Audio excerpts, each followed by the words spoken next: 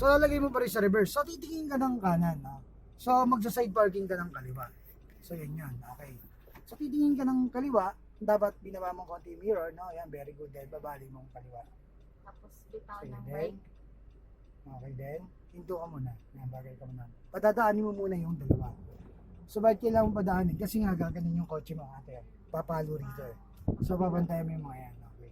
Sige, then na nakita mo wala talaga yan. No? Bitaw na ang brake. So, kukontrolin mo lang yung bagal. Yan. So, pwede mo siyang kunin ng half din ulit. Tingnan mo, half ng kanan.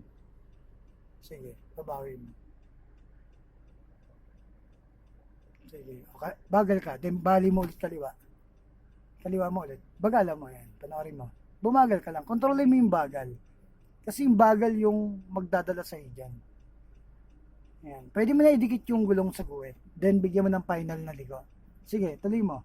Dikit mo na yung gulong sa guwit. Sige. Nung malapit ng ganyan, no, makikita mo kung babangga ka, di ba? So, kung babangga ka na, nakita mo ng babangga, totoo yun. Hindi magsisinungaling yung mata nyo, no? Nakita mo ng babangga, itutuloy mo pa. So, anong bawi ng kaliwa? Sagad ng gawin mo. So, para magawa mo, sasagad mo na. Sige, sagad. Saba, yan, okay na. At then, panoorin mo, pinakamabagal. Pagka tumuwid yan, tapos na. Ihinto mo na. Okay. Konti pa. Okay, hinto. Then, tuwid mo yung gulong. So, paano yung tutuwid? 1, 2. So, yun yun. Lagay mo sa park.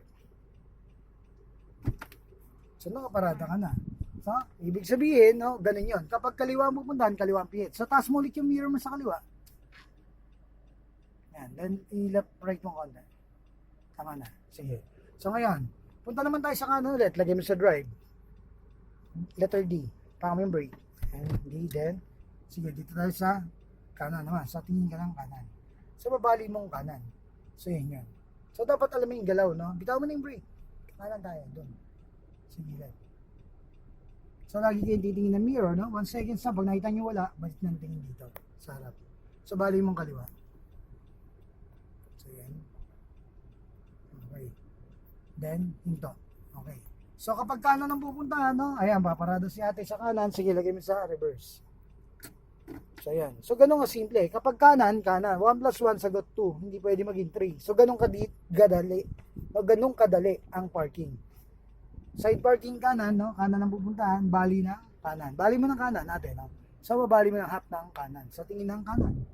So, makikita mo naman yan, eh. No? Re-reverse mo, diba? Ayan. So, sige, tuloy mo. Tuloy. Sige, tuloy pa. Ispata mo yung malayong tingin. Yan, sige, tuloy mo.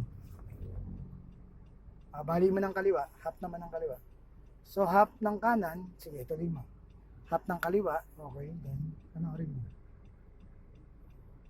Sige, tuloy mo. Tuloy lang hanggang tumuwid na yun eh. Pagka tumuwid na, hinto mo na. So, ibig sabihin, control nyo dyan, brake lang. Never kayo tatapak ng gas pagka nagpa-park ng. Yan, sige. Konti pa.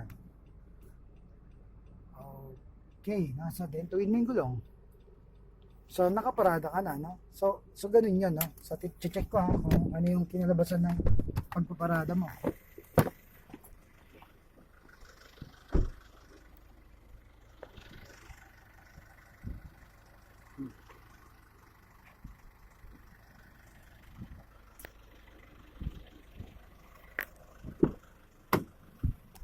Panayo pa?